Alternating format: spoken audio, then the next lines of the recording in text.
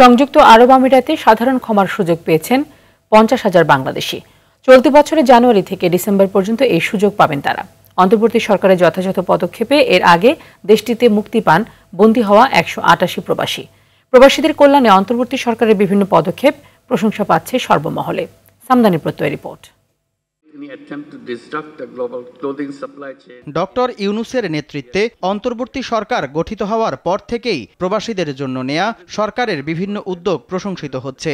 এরই ধারাবাহিকতায় সংযুক্ত আরব আমিরাতে সাধারণ ক্ষমার সুযোগ পাচ্ছে 50,000 বাংলাদেশি।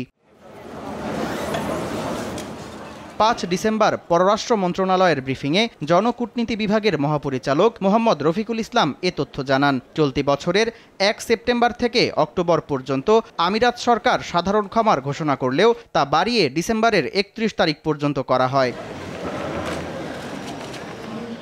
এছাড়া আরব আমিরাতে যেসব ক্যাটাগরিতে বাংলাদেশিদের ভিসা পেতে অসুবিধা হচ্ছে তা দেশটির কর্তৃপক্ষের কাছে তুলে ধরেছে সরকার। আরব আমিরাত সরকার ইতোমধ্যেই বিষয়টি খতিয়ে দেখার আশ্বাস দিয়েছে।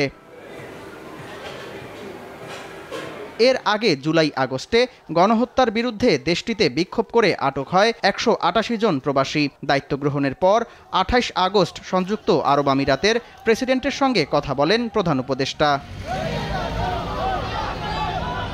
অন্তর্বর্তী সরকারের যথাযথ পদক্ষেপের ফলে সংযুক্ত আরব আমিরাতে মিছিল ও বিক্ষোভ করে আটক হওয়া প্রবাসীদের ক্ষমা করে মুক্তি দেয় সেদেশের সরকার।